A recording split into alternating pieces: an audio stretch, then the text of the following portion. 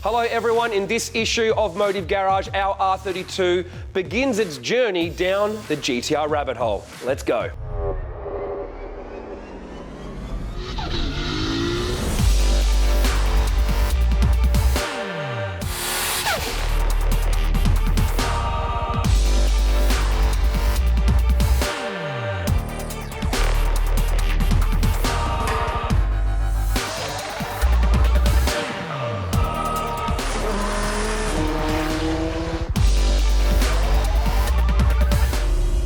Now, if you've been watching our channel for a while or you saw our recent R32 GT-R summary video, you'd know that when we bought it, it was cheap and rough. And our build philosophy since then has basically been only modify what you need to, as you need to go faster. And this basically means that the exterior of the car has never been rectified and basically been, well, neglected. But that's just wear and tear. Spend a lot of time at the racetrack, at Cootamundra Airport, at Power Crew, it's been driven on the street, so it's just naturally over time going to deteriorate.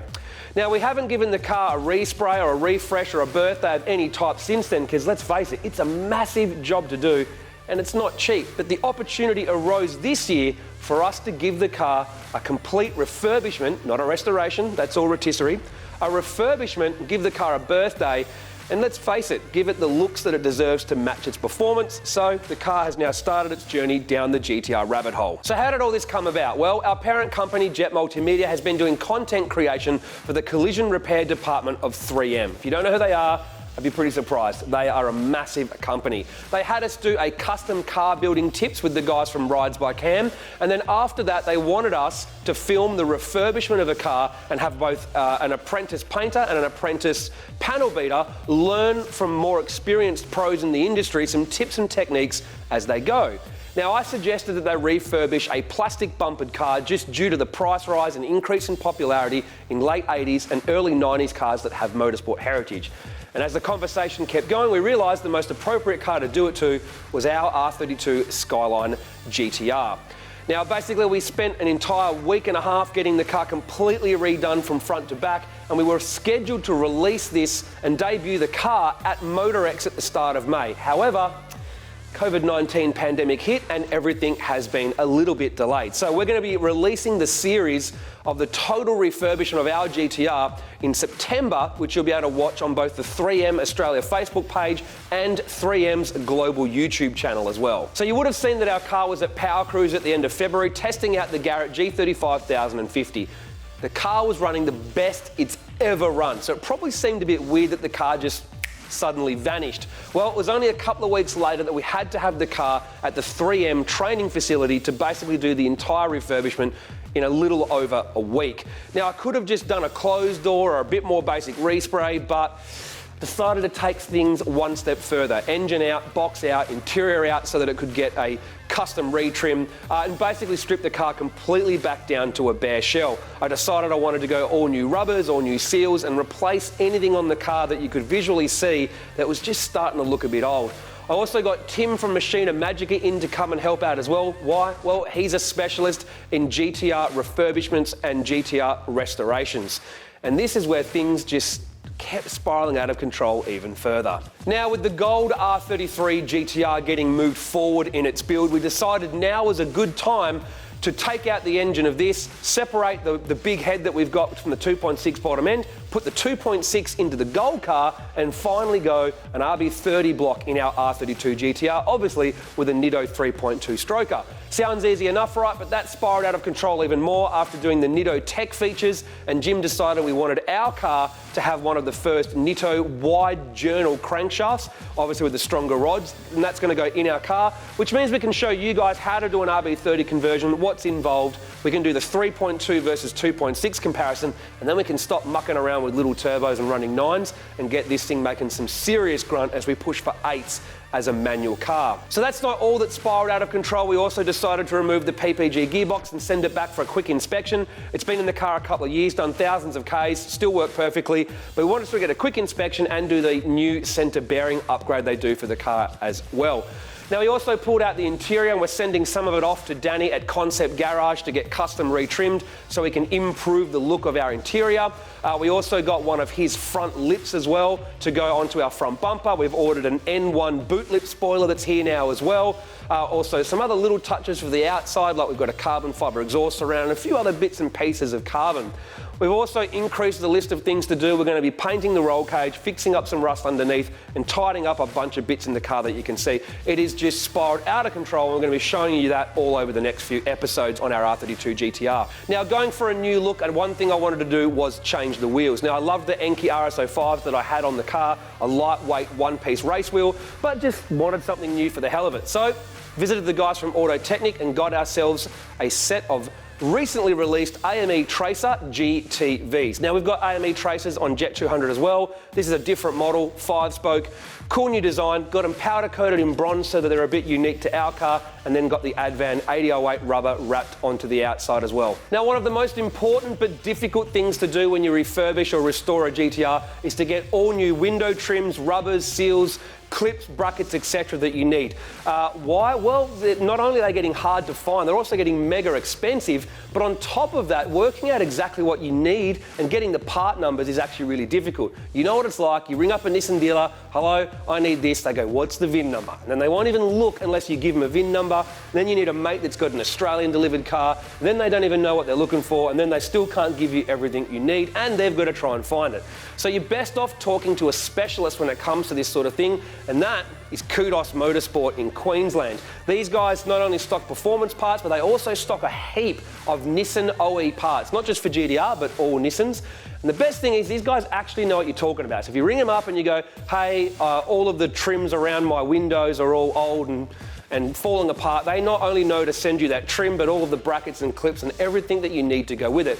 So basically, I rang the guys from Kudos Motorsport and said, I'm refurbishing my GT-R, and basically every single rubber seal around every window is Cactus. It's a full window out bare shell respray, so they knew exactly what to send me for that, plus a few other bits and bobs I didn't even know that I needed. And it all arrived in this big box, and I've had it sitting here for 2 months now, so let's do it. Let's check out what they send. Here we go. Even the rubber seal for like where the hood closes, brand new and fresh. They always get destroyed. What do we got in here? Oh, look at that. Just a bag of Nissan genuine clips for Nissan R32 Skyline GT-R ex Nismo. So that is just like, I don't even know. It's like gold for a GT-R. Rubber seals.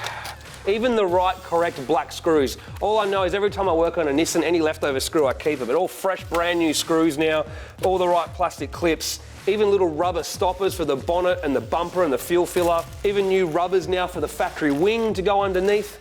That's the cowl fastener clip kit. So these guys not only have all the bits, they even categorize and group them into what you need. How's that? The little GT badge that you need for the front guard, brand new and fresh. This is like GT-R Christmas with all this stuff. This is stuff that you just wish you could find and get. It's the other seal for around the hood, the weather strip for the doors. They always fall apart. So I'm pretty excited about getting all new stuff. So these basically go around the door and around the top of the window and just seal the door up. So these are just prone to falling apart. So getting brand new ones is just, feels good. Now this is the crazy part. So you start looking at how much stuff is here, and now the big stuff starts coming out. So these are all the strips. Now if you spend a bit of time around GT-Rs, you know that all of these plastic looking molds actually have like a metal finish underneath and they deteriorate. You can see the chrome start to come through. They just look terrible. And even the best of best painters never quite get them to look factory, and they still fall apart again. So getting all new seals for the top of the door is just a godsend. So GT-Rs are pretty hectic when it comes to a lot of their rubber seals. They won't just have a seal, they'll have like a bracket or assembly to hold it. Same with the window. Pretty complicated to put a lot of this GT-R stuff together, and if you don't get genuine stuff, it sometimes doesn't look right, especially the front windscreen. So that's like the seal that goes in the top of the door with the window, where the window goes in and out and seals all that up. It's another bit that just always falls apart in a GT-R. Oh, look at that. So that's the metal frame that goes around the door that holds all the rubbers into it. So you might think you could have just used the old one of these, and I probably could have, but a brand new one just looks so good.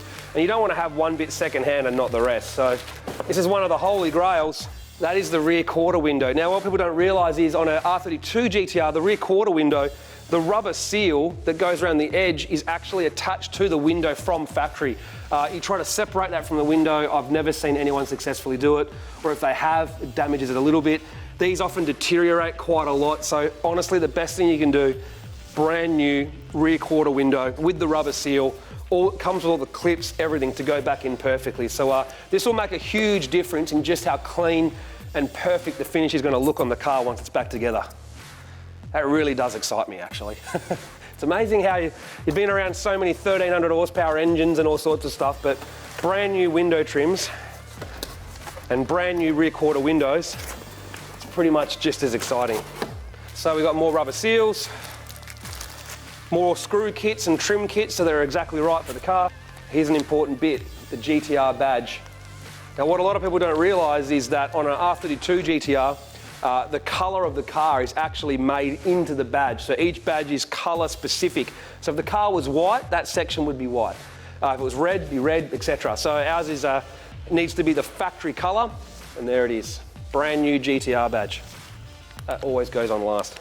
So this sits on top of the door, window goes up behind it. On an R32 GT-R, these are almost always deteriorated. On mine, the top layer of rubber or plastic, whatever it is, had peeled away and you could see the chrome underneath. They just look terrible. When these start to deteriorate, it really ruins the look of your R32. So fresh trims for the top of the door, oh, magic. This just excites me a lot. So there it all is, all of the OEM Nissan trim, seals, rubbers, clips, everything we need to put the car back together. We also went and purchased a whole bunch of automotive fasteners in black. So we're pretty much going to try and put just about every single clip, nut and bolt that we put the car back together with brand new. So it should be pretty epic. And you can see what I mean by spiraling out of control. We'll be showing you more detail of each of these components as we reassemble the car later. So for now, I just need to get to stare at it and enjoy it and touch it, all that brand new goodness. Thanks to the guys from Kudos Motorsport. See you next time.